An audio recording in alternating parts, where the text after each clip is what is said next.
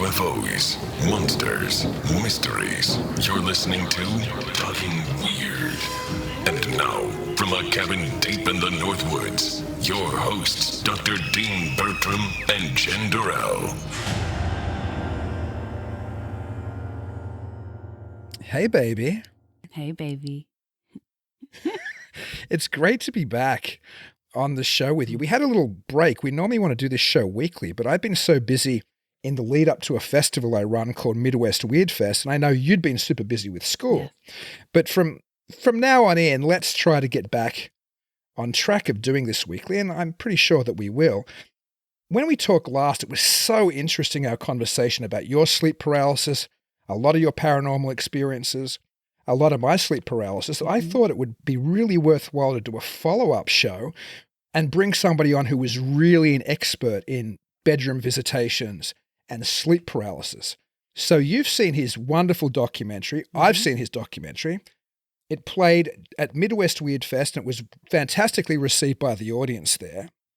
It's a film called The Hat Man, Documented Cases of Pure Evil, and I can't recommend it enough. It's available now on Vimeo on demand, and you can also purchase the DVD or the Blu-ray at Amazon.com. Anyway, without any further ado, let's jump straight into the interview with Kyle J. Macias.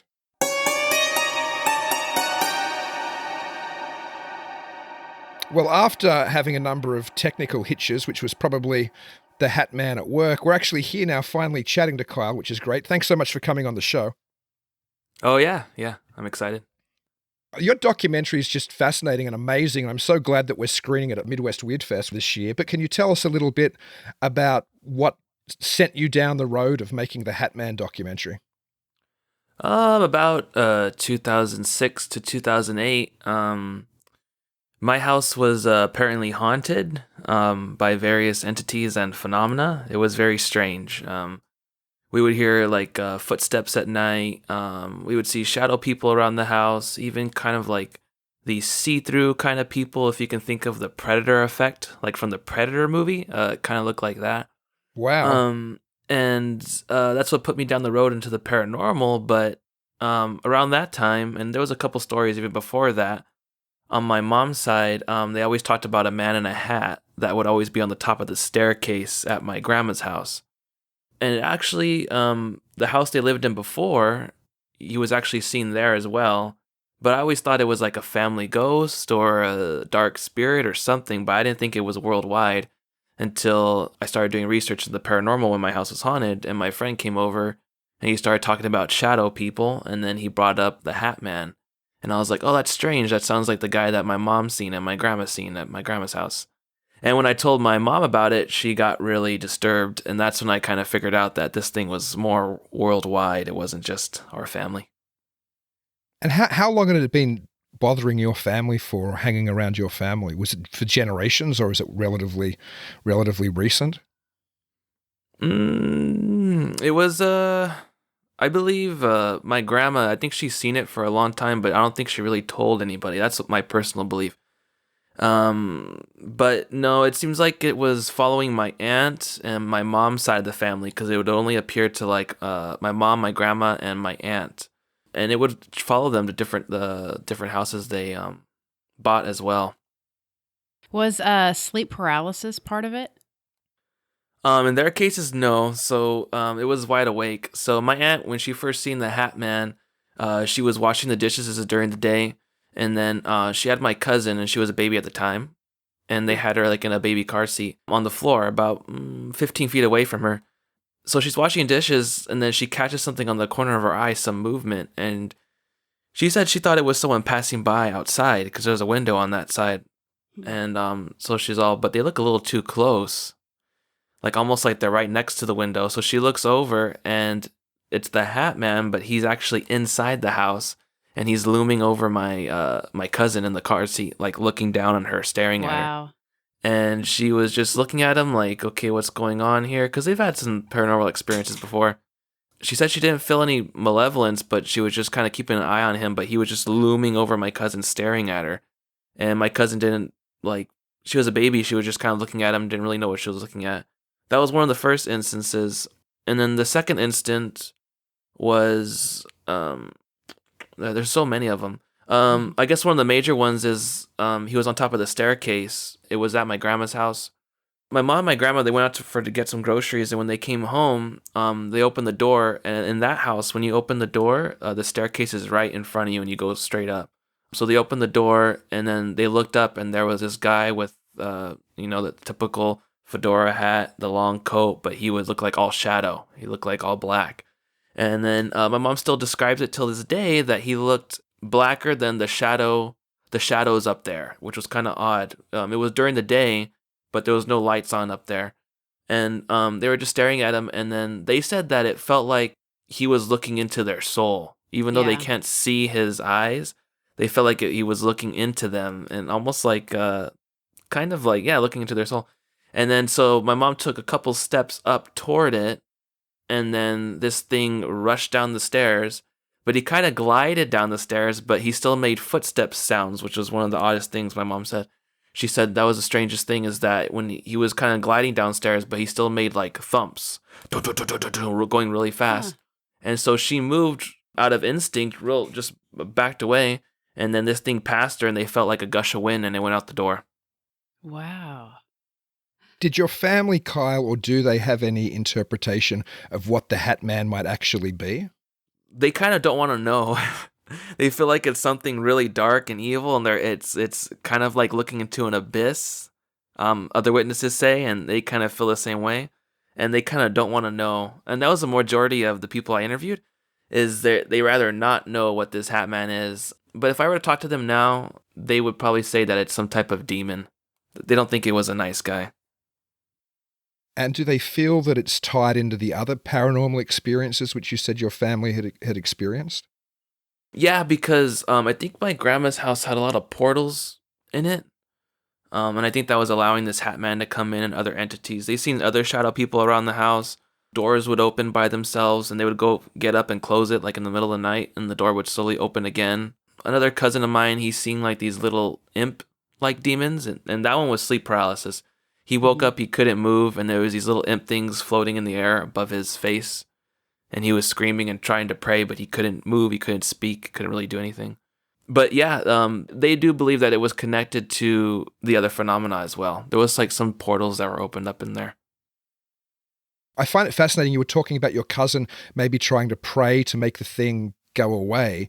And I've heard similar stories of people trying to evoke prayer or something to dismiss all kinds of nighttime visitations. Have you heard anybody tell you that something particularly worked to get rid of the Hat Man while it was bothering them, or to make it leave on a night when it was actually maybe manifested within their room or something? Yeah, so usually like with shadow people, it seems like the majority, not all of them, but the majority of cases, they're kind of seen off like the corner of your eye, or maybe you wake up and you kind of get a glimpse of them crossing the room, and they're kind of like they don't really pay attention, and then if they do, they're usually attacking you.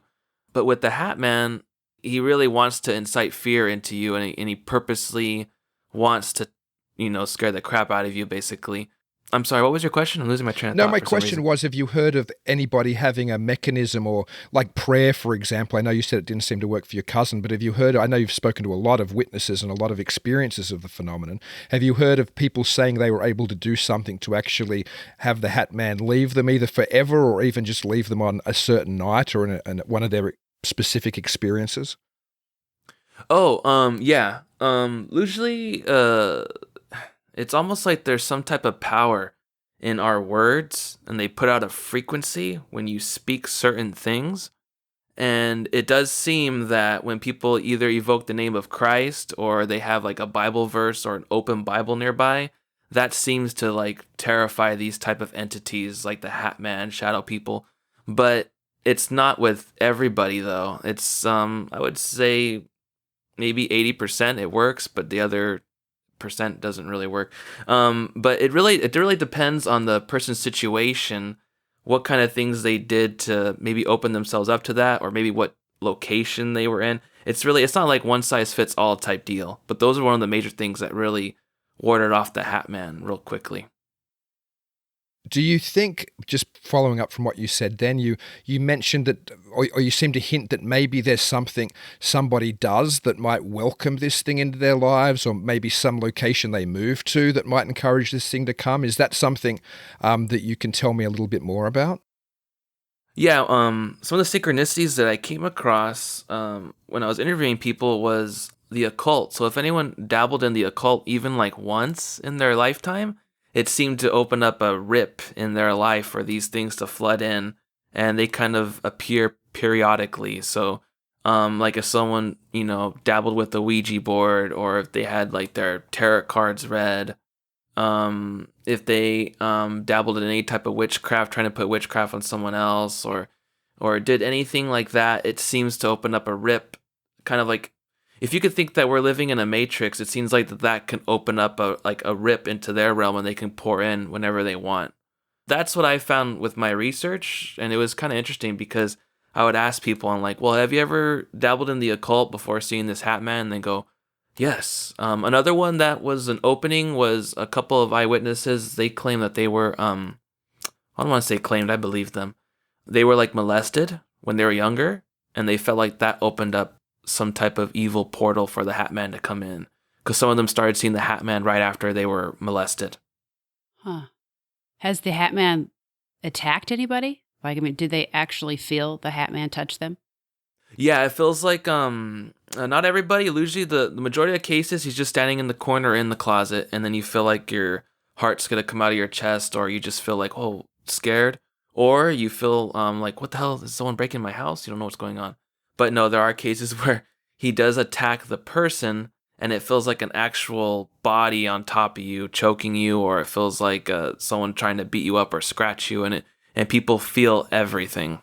Is this when they're awake, or is this during the sleep paralysis? Both. So I've Both. interviewed people who had both. One of them was she was being choked. She was wide awake. She locked the door in her room. She just got in an argument with her boyfriend. Her boyfriend left, and the Hat Man appeared in her room and started choking her in midair. And he was saying, "I'm gonna effing kill you" and stuff. And then in sleep paralysis, there was another one where a woman, she said she felt like she was being stabbed, but she was in sleep paralysis, and this Hat Man was on top of her, and he had a knife in his hand, and he kept stabbing her stomach. And she couldn't move, but she was trying to scream, and he was laughing, and then the sleep paralysis stopped, and she sat up, and she checked. She said she can feel the blood coming out of her stomach, and it was going down her side. And when she got out of the sleep paralysis, she checked her stomach, and there was nothing there. She was fine. Well, that's graphic for sleep paralysis. I suffer from sleep paralysis, and I've never had anything like that. So that's quite interesting. How many episodes have you had of the sleep paralysis? I started having them since I was 3. So I haven't had any recently, but I used to have them at least once a month. And you saw a black figure in your room as well regularly was part of it. Yes, but he was never tall. He was short. Did it look like a small shadow figure? Like, was it hooded, or did it look like a small person in a stocking? It looked like a shadow thing? person. It didn't have a hat on or anything. Oh, wow. Yeah, that's the kind that my sister seen back in 2006, 2008. Mm-hmm. It was weird because we would hear them around the house, too. We would hear, like, like that. Wow. And then, like, what the hell is that? And then we have dogs, too. And then one night, I made sure that they were outside. And then, we would hear them again. We'd hear this little...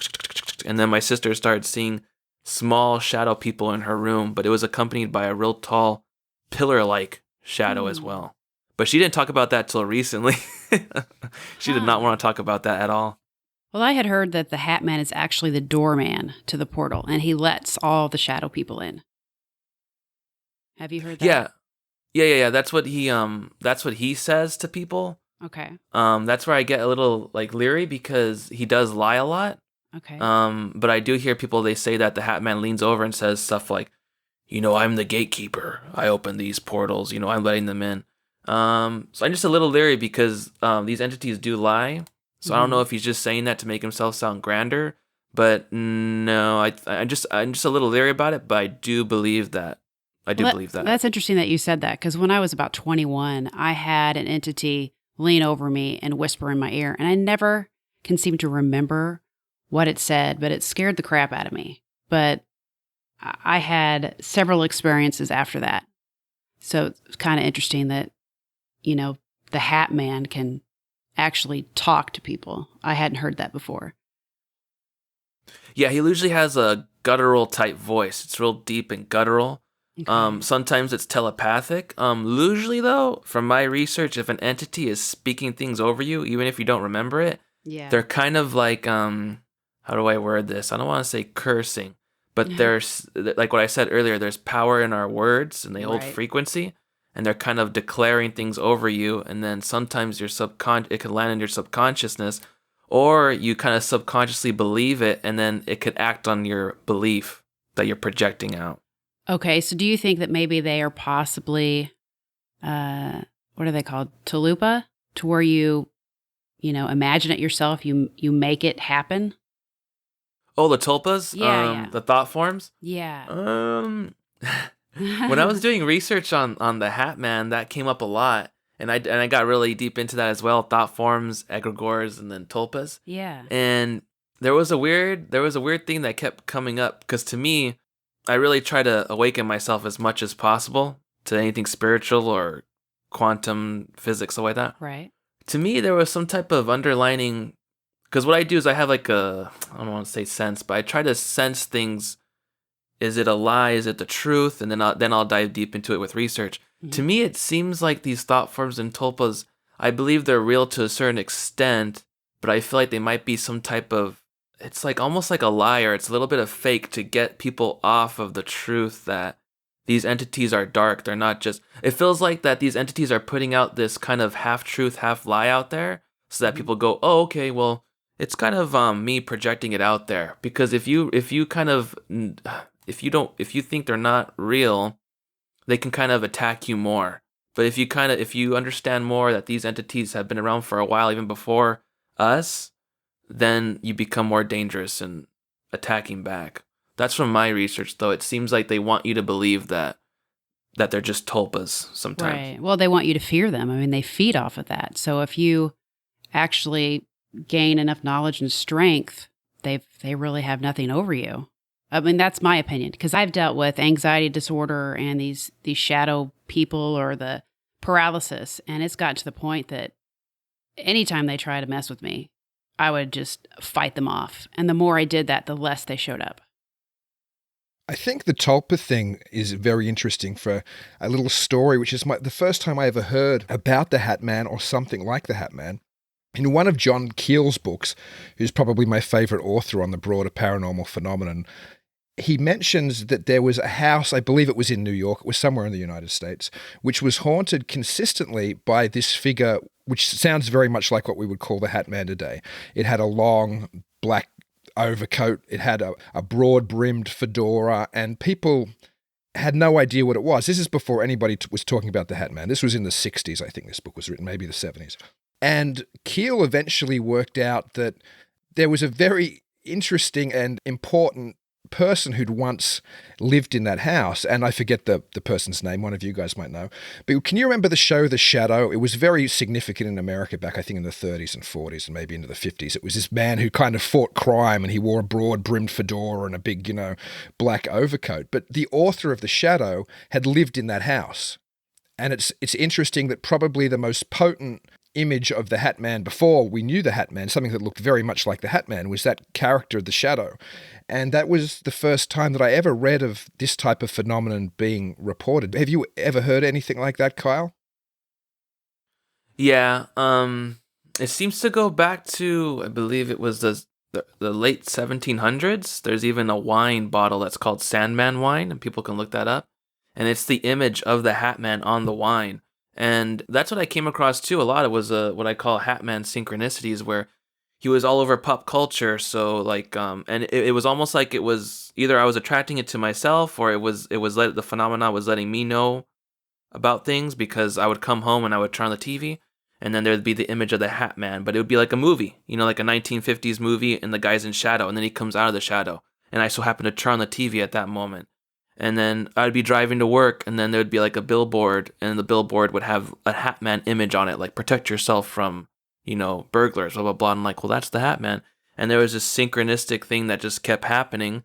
But no, I do agree. I think going back to the tulpa thing, I do believe that there's a little bit of a lie in there, but I do believe there's a lot of truth in there as well, because it does seem that this entity, if you were to take off the hat and the coat, the actual consciousness of this entity has attached itself to what you would call a thought form or egregore, and that way it's more accessible to, or it has more access to the population, because that's why so many people see him, is because it's attached to like a thought form in the, like, kind of like what you would call like the hive mind, the subconsciousness, and that's why it's like in so much pulp culture and stuff. But it's kind of both. It's like he's influencing a lot of filmmakers, musicians, business people, but it's also backwards too, where people are being influenced by it, and they're kind of sensing it. They put in stuff they don't know. It's kind of like you really go down the rabbit hole when you research this entity than not really other entities. Like you can research Bigfoot, but you're just gonna get stories of people talking about Bigfoot. But when you research the Hat Man, it takes you down like, what is consciousness? Are we living in a matrix? Why this, that? It takes you down this weird rabbit hole. It's very strange. I love that idea of the back and forth between whatever the phenomenon is and people who interact with it or people who experience it. Do you think in a way us even talking about the Hat Man, or you making the documentary, or the more that it's mentioned in popular culture, the more it's going to manifest? Do you think there's a danger then that we're even talking about him right now for people who listen to us or people who listen to shows like this or people who watch your documentary, that it's going to just bring more Hat Man apparitions into people's bedrooms and the like at night? Absolutely. I don't want to scare anybody, but probably yes to everything you said. But it's kind of strange. It's like we basically see, like, this is another thing that's strange, is like when you talk about the Hat Man, you get into so many bigger subjects that you have to explain something first to get to the point. So basically we live like in this, from my research, we live like in this matrix, this like simulation.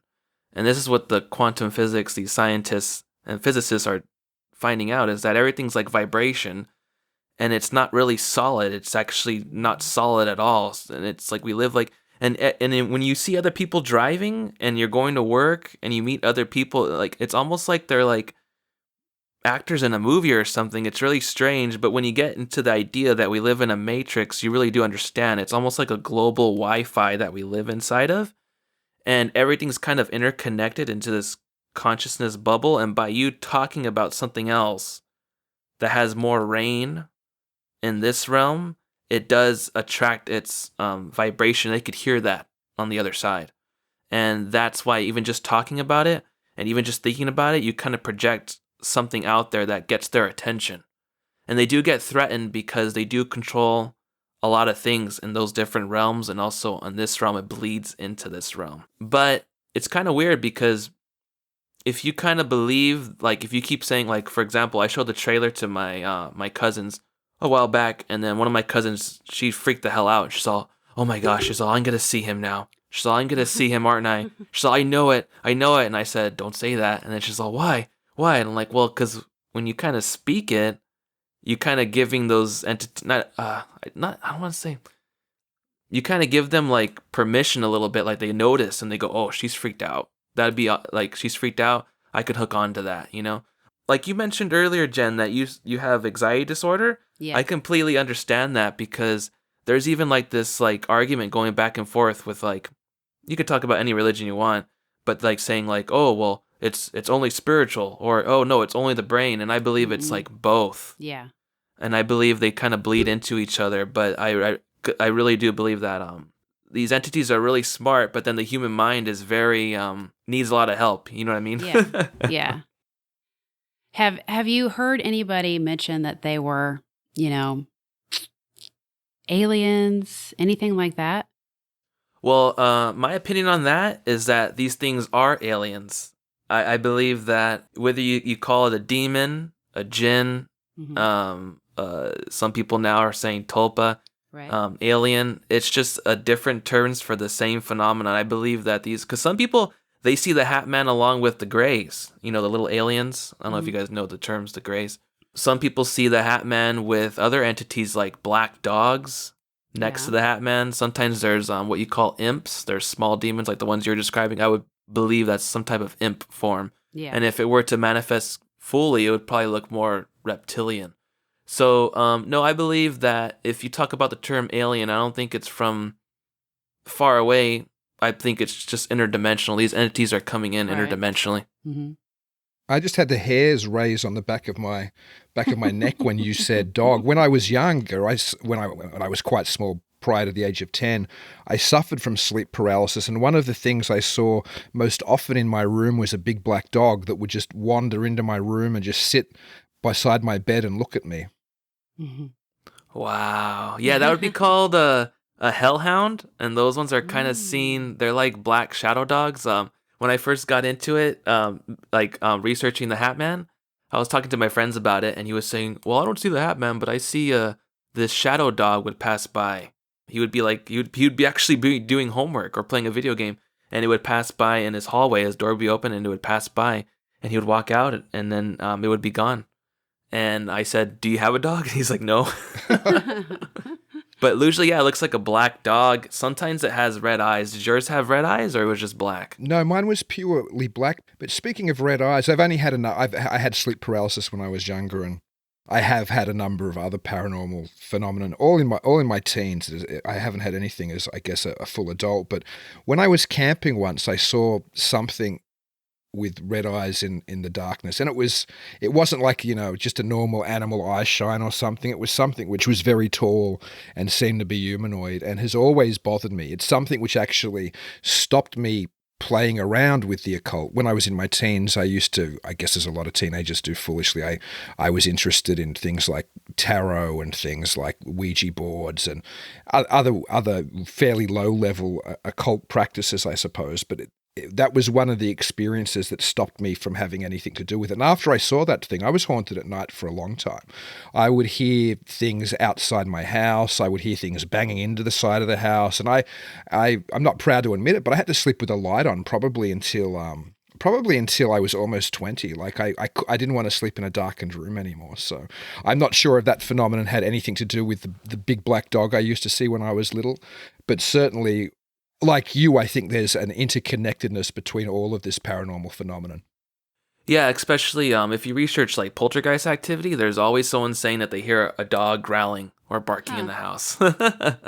Like they'll be sitting there alone, and then they'll hear a growl, and yeah, they do resemble dogs. But also in my research too, I did find that there was some type of intrusion, whether you call alien or demonic, fallen angel, whatever you want to call it, back in what you would call Bible days, where they intermingled with humankind and they produced these hybrid entities. So it would explain a lot of these, what you would call aliens or demons, why they look kind of half animal, half human. And some of them appear more animal than others.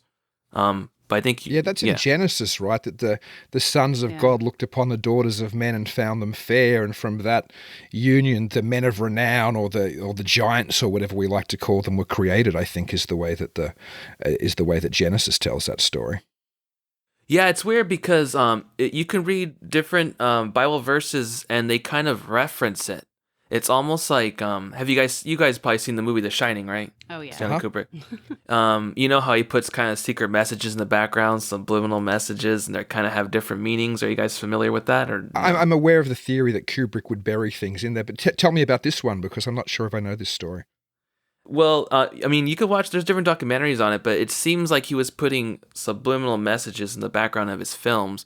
And the way that he would formulate that is kind of like how the occult speaks, like the Illuminati speaks. They do things subtly. And it's interesting because when you read the Bible verses about the giants and the intrusion that came down from the fallen angels, it's just weird because the Bible kind of references it, kind of like how Stanley Kubrick references things. It's kind of like in the background. It's not really in your face. It's not God in the Bible telling you, like, here's what happened. It's almost like in the background. It's very strange. But when you read, when things are in the background, when they're referenced, they're more powerful unless it was just telling you up front. That's why the Illuminati speaks that way too. So I think that there's great importance in this intrusion that happened many years ago, but I think it was put in the Bible in a way so that it's kind of referenced to draw people more into, okay, what's really going on? And it's weird because the book of Enoch talks about it even in more detail. And it wasn't just giants, they were hybrid entities, and they mingled themselves. They mess with the genetics, the genetic code too of plants, fish. And this could be an explanation for a lot of things like, what people think they saw mermaids back in the day, Bigfoot. It could be a lot. But I'm not saying like the Bible or Book of Enoch is the only source of truth, or saying like that's the only thing. I'm just saying that could be one of the things. I certainly know that there is a theory, and I'm sure you've heard it after what you just said, and I agree with a lot of what you just said, by the way, is that the reason that God sent the great flood wasn't just to get rid of people who were sinning, it was to get rid of the type of interbreeding that you're talking about. And I think Genesis talks about Noah being pure in his generations, and some people say that means, well, he was a man who didn't sin, while there's another interpretation that maybe the Noah bloodline was the only bloodline that hadn't been interfered with by these fallen angels, or whatever we want to call them, coming down and interfering with mankind. So maybe the flood was sent, and this is just a theory, the flood was sent to wipe out these type of hybrids that you're talking about. I'm sure you've heard that theory as well. Oh yeah, absolutely, and I believe it 100%. It wasn't the sin of mankind that brought that. It was the intrusion and the genetics, and yeah, exactly. Noah was the only one that was pure. And when it says pure in the Bible, it doesn't mean pure like he was sinless. It meant that he was pure, in his genetics. Yeah, exactly. Yeah, I've always been fascinated with that interpretation. And incidentally, I've talked to Christian ufologists, I guess, for lack of a better term, who think, and I'm not saying whether I agree with this or not, but it's certainly a fascinating theory, who talk about perhaps the sexual or genetic components of alien abduction as somehow these kind of entities trying to interject themselves again into human DNA. Absolutely. And I try to look at things holistically too, even in my research I was doing for this film. And it seems that shadow people and the Hat Man are like the ground troops for this type of phenomena. And then the Greys, the mantis-like beings, the reptilians are more like the Air Force. It's kind of strange. It's almost like they have their own rank, but they're all linked together. Do you think, you were mentioning before that you thought that Hat Man might lie to people when he tells people things. And I think that's probably very possible, by the way, whatever Hat Man is. But do you think perhaps, just Dan, you talking about different types of appearances of extraterrestrials or demons or whatever we want to call them, do you think perhaps whatever this phenomenon is might lie in its appearance as well? Like we mightn't even get to see necessarily what it really is, but it presents itself to us the way that's going to scare us the most, or the way that it's going to somehow connect with the current cultural tropes the most? Like, is there anything in your researches which has suggested it's kind of malleable in how it presents itself to us? Yeah, I definitely believe the hat and coat are hiding something, and it's definitely more of a potent image than it would be if it was something else. But it is strange because they do have their own free will, and they do choose how they want to appear when they cross over. This didn't make the film because he didn't want to be part of it after all. But I interviewed a guy who was apparently an ex-warlock, but he was a high-ranking warlock in spiritualism and Palo Mayumbe. Are you familiar with those type of witchcraft things? I don't know, Polyumbai or however you pronounce it. I'm not aware of that, no. It's kind of like shamanism, but it's more dark. It's more like they have contracts and stuff like that with demonic forces and fallen angels. But he was very deep into it, to the point where he was very high ranking. He would go out of his body every night. He would fly over neighborhoods. He would curse them. He would put sickness and horrible things. Like, remember I told you the power of your words? Well, he would speak that in the astral realm over neighborhoods. And then people would even pay him to kill people. Like, if someone pissed you off at work, you would go to him, pay him like $10,000, and then he would do witchcraft, and that person would die the next week. Wow. He was that serious. But he actually did a complete 360 or 180, and now he's like casting demons out of people, and then he claims to be a Christian now and stuff like that. And I actually went to one of his speeches, and he was pretty interesting. It was pretty cool. But anyways, I interviewed him on the phone because I wanted to have him part of the documentary. I wanted to see if he knew anything about this Hat Man. Because is it a demon? Is it an alien? That's what I was thinking at the time. And I was like, well, if it's a fallen angel or a demon, maybe this guy knows about it, because he knew he basically he claimed he had contracts with different entities that ran different, what you would call like countries, but they called them regions in the spirit realm, but what you would call the quantum type realm. And so I interviewed him, And I was like, he asked me, he's also, why are you so interested in this Hat Man, what they call it these days, or Shadow Man? He's all, because he knew the name of it. And then I said, oh, my family just experienced it, and I'm just interested in it. I think it would make a great documentary because no one's really touched just on the Hat Man. And he's like, oh, okay.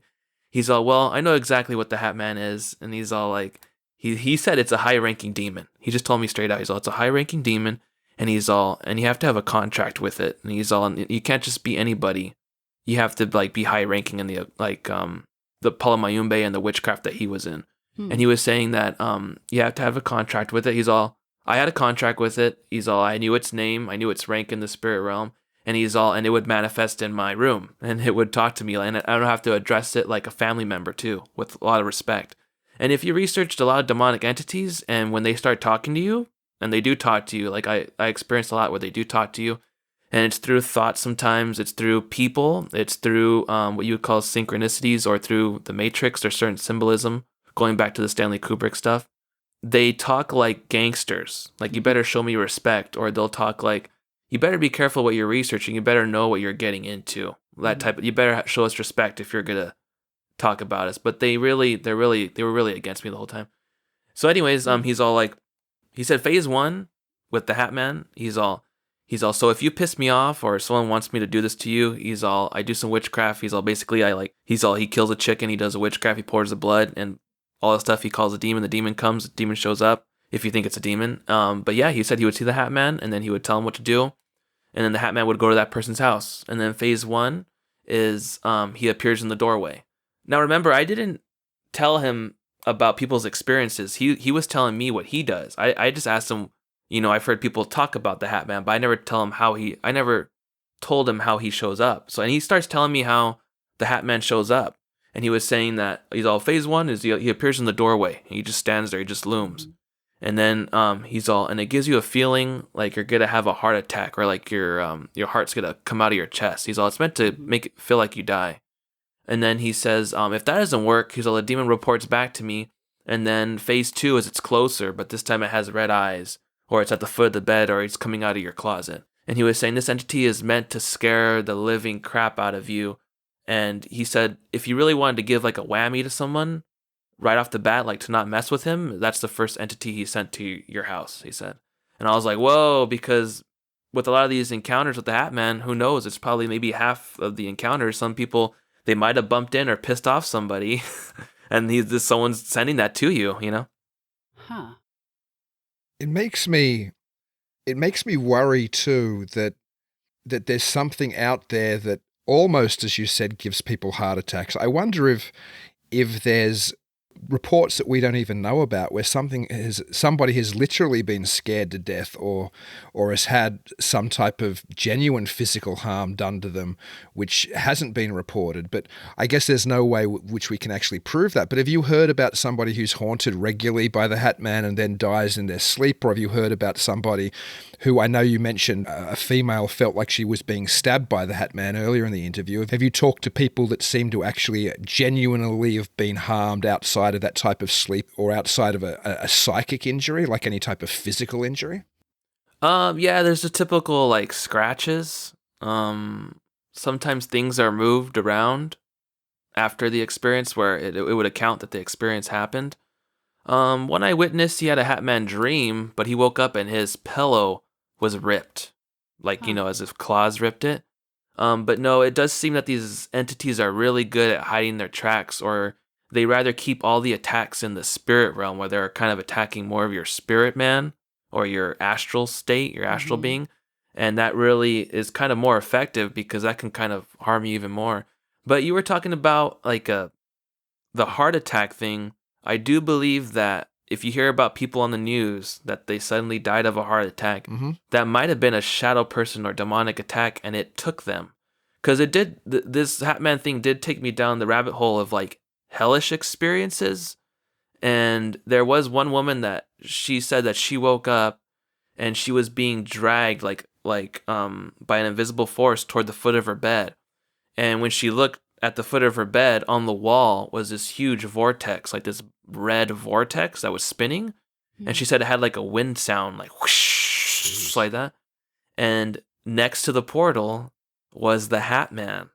and she felt like when she was looking into the portal, she's seen the Hat Man before too around the house.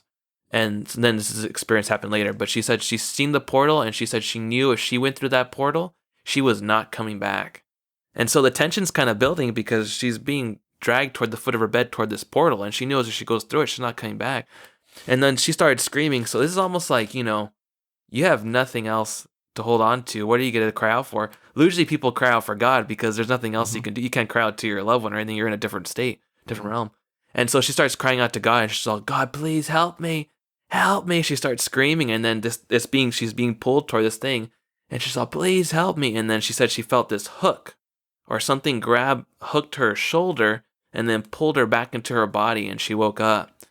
And when I heard her story, I was like, yup, I believe that there's some people that they're taken, And then there was another story that we shot a whole reenactment, and it was amazing, but it didn't make the film because it just, the quality was strange. It was weird.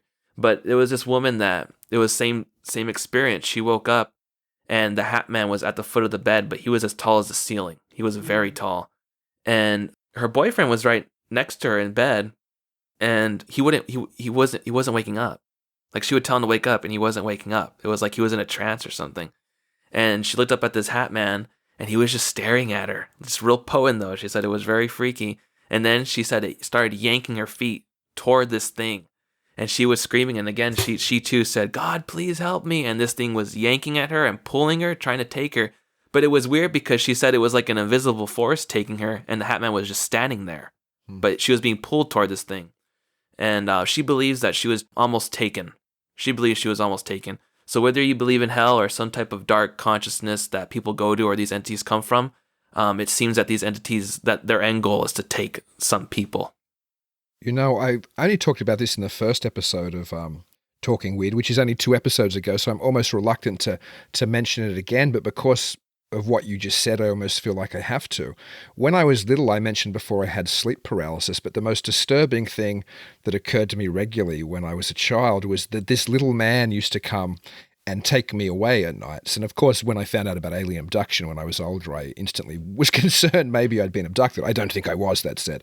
I think it's something far more complicated.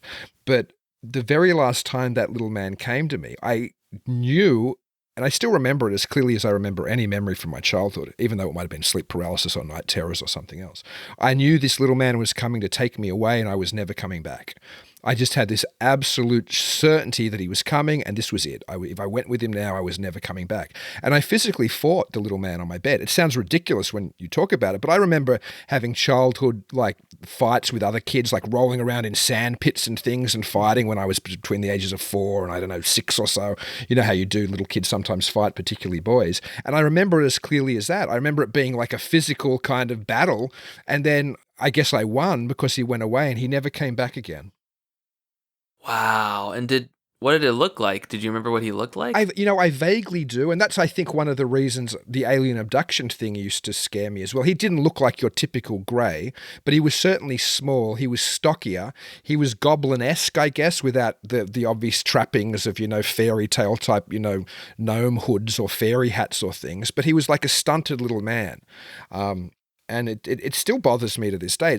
Speaking of night terrors and these kind of things, I wanted to watch the Hat Man, your wonderful Hat Man documentary last night before I went to bed to prepare for the show. I had to watch it this morning instead because last night I'm like, I just don't want to address this. And I think you said something similar as well, Jen, right? Like it's not good to, I think, to set your mind on those type of things just before bed because it brings back those kind of memories. Uh-huh. Yep. Well, it's interesting too because well, I sleep pretty good, but there are some nights where I go, oh, shoot, what if something happens, Mm-hmm. And a lot of times those fearful thoughts that come in is from the entity. So it's trying to get you, Hitchcock, he says the terror is not in the bang, it's in the anticipation of it. Uh-huh. And so a lot of times these entities, they send you thoughts of anticipation. Like, what if the Hat Man shows up in my room? Or what if this little man comes again? Or what if this happens? And a lot of times the anticipation is what they're feeding off of, or they want to build up that fear and they can act on that fear. Yeah. So, but yeah, that's interesting. The little man. I mean, that reminds me of a lot of old nursery rhymes. A lot of it's true, like Rumpelstiltskin and all that stuff. It comes from the true source. I think there's a lot of that in fairy faith. I think because so many of us in the post World War II generation up till today were raised on Disney type fairy tales. So there's almost a ridiculousness when we talk about the fairy folk or something. But I think that a lot of what we look at today in the paranormal phenomenon fits very well in the old structure of fairy lore. When you read stories or you listen to the old reports from back in the day, they were terrifying. They weren't always these diminutive Tinkerbell type creatures. They could be. They could also be human size. They could be somewhere in between. They could be much taller. As you were mentioning, the Hat Man appears sometimes to people. But throughout history, there's an ongoing tradition of something which isn't human but is humanoid, that interacts with us, and often interacts with us in those liminal kind of places. So in twilight, or when we're falling asleep at night, or when we're in a dark area of the forest where it's not pitch black or it's not totally sunlit either. There's these weird spaces and weird times where throughout all of human history, something which is like us in a little bit in appearance but isn't us, somehow interjects itself into our reality. Yeah, absolutely. Absolutely, yeah. Mm-hmm. I completely agree. And Jen, do you think that it's interesting because you were mentioning your sleep paralysis and I mentioned some of mine, and we've been talking about the Hat Man. Mm-hmm. And I know that you've had experiences with hauntings and ghosts perhaps, or spirits or whatever we like to call them as well. And this is something you can talk about as well, Kyle. Mm-hmm. Do you think there's some kind of continuum between the spirit world and perhaps the Hat Man and sleep paralysis type phenomenon? It makes sense. Actually, real quick, I think my computer is gonna die or something, but it's not letting me. It's not letting me. Because I'm actually plugged in. Like I'm plugged in. You know the charger's plugged in. The weird thing is, I am plugged in too, and my computer isn't charging. I'm not even kidding you. I was getting worried. I'm down to 53%. I'm plugged into a wall, and it's just not charging anymore. So there's something. That's exactly how mine is, because it's plugged in, and I unplugged it and plugged it back in. That's interesting. I don't think that's a coincidence. Same thing. I just didn't want to mention because I thought I had enough power to get through the interview, but that's strange. I probably have maybe 15, 20 more minutes, I think. And I'm glad that you mentioned it, because I remember when sometimes if you would listen to the old Art Bell show, like I used to a lot in the day, sometimes there'd be weird call cut-offs and things, and you'd think there was something stranger and more dubious going on. But that is so strange that we both had that exact same experience. But we'll wind it down within the next 10 minutes or so. I think it's a sign because it's on both our ends, and there should be no reason. I mean, we're plugged in, and it even shows up like it's plugged in. But I have all kinds of stuff like that happening. Like I interviewed a woman and her mom on the phone. They seen the Hat Man almost every day, and the shadow people every day in their apartment. And over the phone, I heard like that while we were talking. And then I didn't just hear it; I like felt it. If that makes sense. Like if I felt the demonic presence through the phone, and I was like, what the hell? And I leaned back and I'm like, did you hear that? And they're all, no. And I just heard a whole bunch of voices coming on the phone, and they're all, that's exactly what's happening, Kyle. We need help, please. And then I was like, oh my gosh. I mean, I heard it. You mentioned before that you've had experiences as well when we were talking about the power of words, perhaps also from the other side, and the idea of demons behaving like they're mobsters or they're a higher rank. Can you tell me about some of your personal experiences? Yeah. One, I interviewed an eyewitness, and this was actually in Los Angeles downtown. So I'm driving home, and it takes me about like 15, 20 minutes. And I was just me and a camera guy, and then we pulled over to eat, just to have lunch.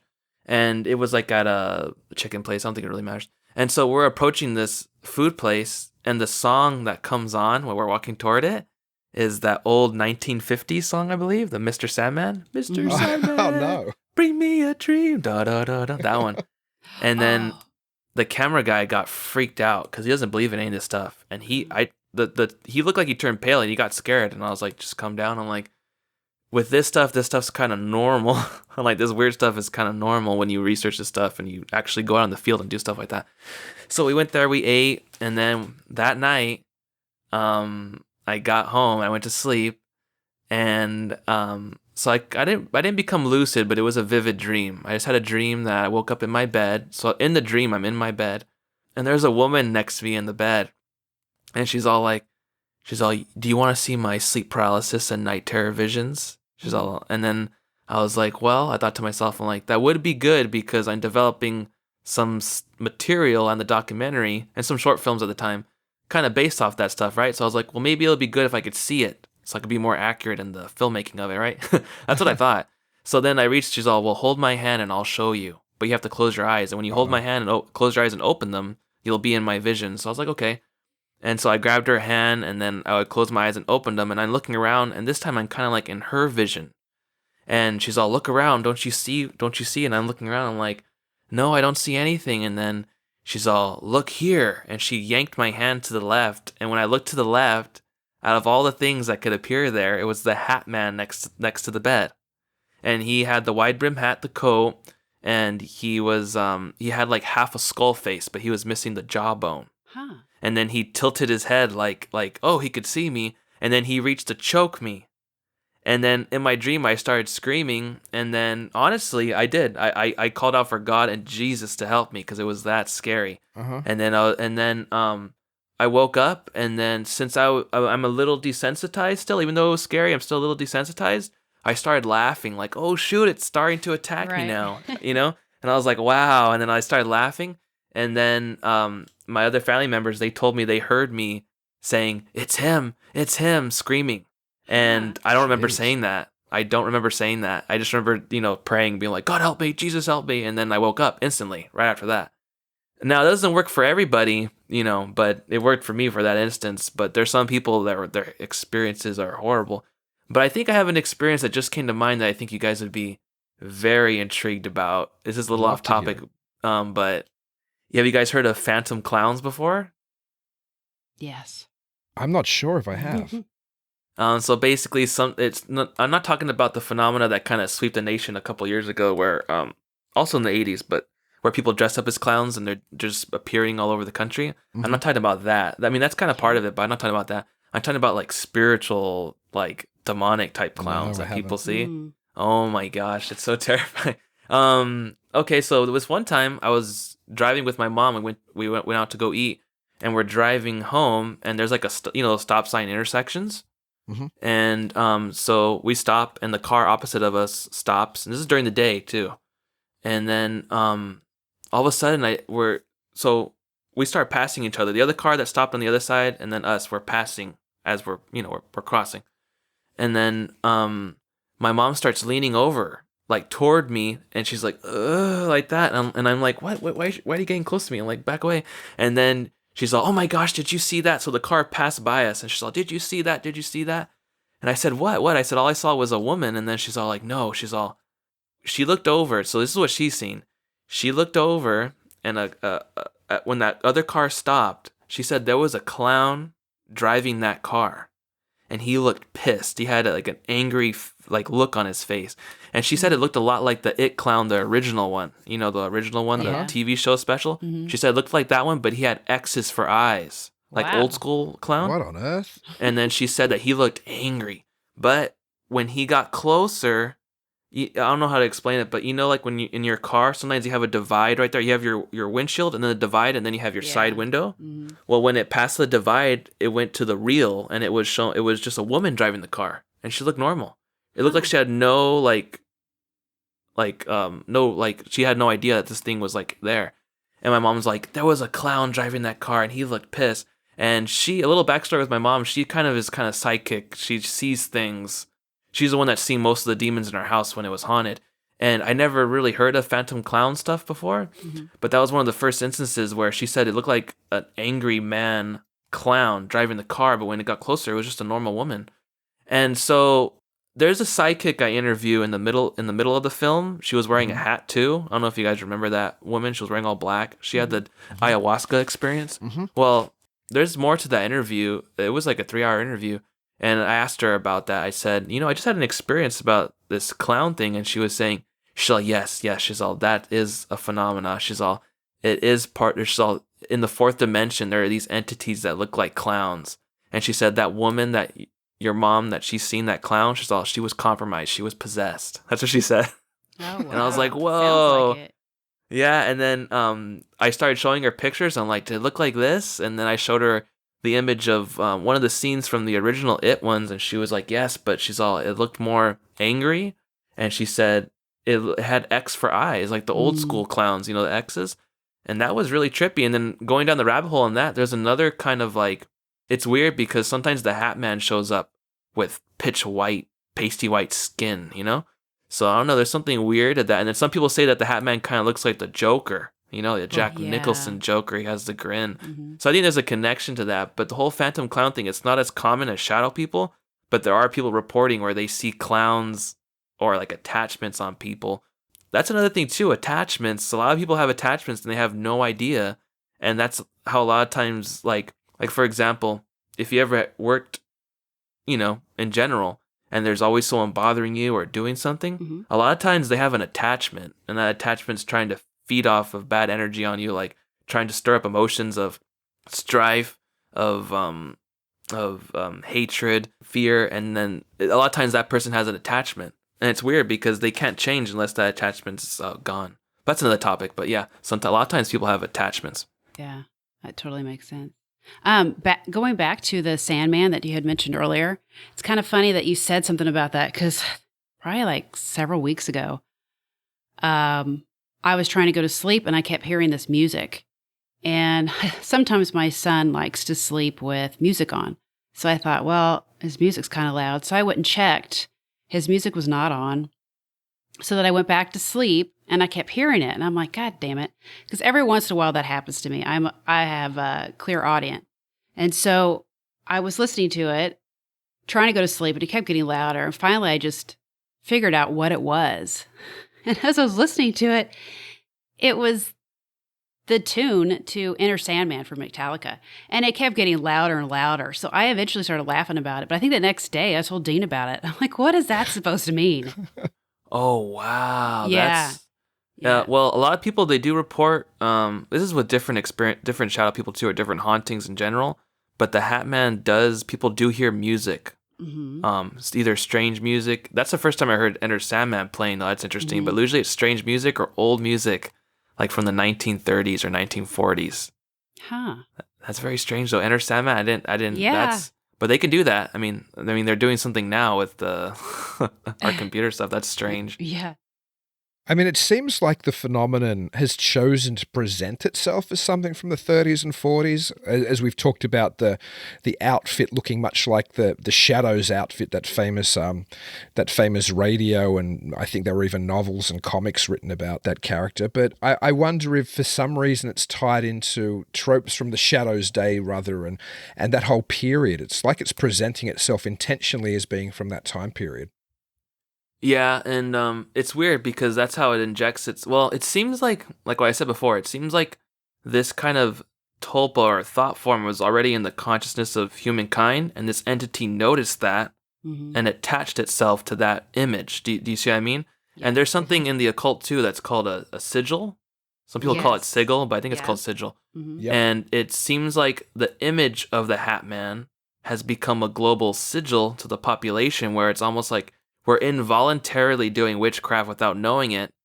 And that, because a sigil is like a signature of the demon, how you manifest the demon. Mm-hmm. And in the occult and in spiritualism and stuff. And it seems like the image of this man in a hat and shadow is in itself a sigil to the mass population. And if it goes into the subconscious mind, it's easier for this entity to manifest to a whole bunch of different people. Like, for example, like I have a list of things. This was mentioned in the documentary too, but like the Babadook, Freddy Krueger, the Preacher from Poltergeist 2, Jeepers Creepers, even the Crooked Man from The Conjuring 2.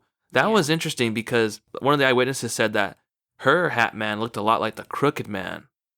But the Crooked Man, if he was all dressed in black, she said, not in the purple they had it in the film. And I showed her an image of it, and it was through Skype, and then she freaked out. I mean, I wish I had that reaction in the film. There was a little bit of it in the film, but the actual file got corrupted after, so I had to interview her again. How convenient. But she got freaked out. She said that she had to run out of that movie. She saw it was just too close for comfort. She saw it looked just like it. Also, The Princess and the Frog. Have you guys seen that movie? The Princess and the Frog. I'm aware of the story, but I haven't seen the film. They have a character in there, and they call him the Shadow Man. And then Huh. he's like a witchcraft guy. He's like a magician, and he has like a demon that follows him around, but it's a shadow, and it looks like the Hat Man. I mean, if you look it up, it's the Hat Man. And then the number one Hat Man intrusion or Hat Man matrix projection, I guess you would call it, would be the Slender Man. That's also to me. Some people say it's a tulpa. It is a tulpa, but it's more of like it's another kind of what you would call sigil that's been injected into our matrix that goes into the subconsciousness of man, where it's easier for this entity to manifest. But in layman's terms, or like in short, the Slender Man is basically the Hat Man. It's the same entity. If you were to put a hat on the Slender Man, it's the same dude. It's the same dude. And also, the creator of Slender Man, Eric Knudsen, he already admitted, and he said that to create Slender Man, he pulled from Hat Man and Shadow People Encounters to create the Slender Man. And also the whole like white face that he developed and stuff was pulled from, you guys know the classic, H.P. Lovecraft? Oh, absolutely. Yeah, he pulled from that as well. So it's kind of a culmination of a lot of things that were kind of demonic or occultish in the first place, because H.P. Lovecraft was actually dialing into different realms and different dream consciousnesses where these entities live, and that's where he was getting a lot of his ideas. If you research that, it's very interesting. I think there's a danger with playing with those type of archetypes, and the Slender Man's a classic example. And regardless of the actual reality of it, the reality that it presents to other people manifested in that case, where those two teenage girls, under supposedly instructions from Slender Man in my state in Wisconsin, attempted to murder their friend by stabbing her, dozens of times and leaving her in the woods to die, because they thought if they didn't, they would be themselves murdered by Slender Man. And I think that's partly why this type of phenomenon has to be taken seriously, whatever the reality of it in a physical or in a spiritual world. When you get enough people believing in it, not even might it manifest in our dream state, it can affect us in our waking lives, as in that rather extreme example suggests as well. Yeah, I completely agree. Yeah, it's a very, very serious business. Yeah, that was a horrible thing. Yeah. Oh yeah, it's absolutely terrifying. And Kyle, you were just such a wonderful guest to have on today. I know that you have to be somewhere within about the next 20 minutes, so we should let you go. But thank you so much for coming on the show, and keep us appraised of any more research in this type of field, because I think we could probably keep talking for the next 3 hours, so we should have you back on the show sometime. Definitely. Oh yeah, I would love that. Yeah.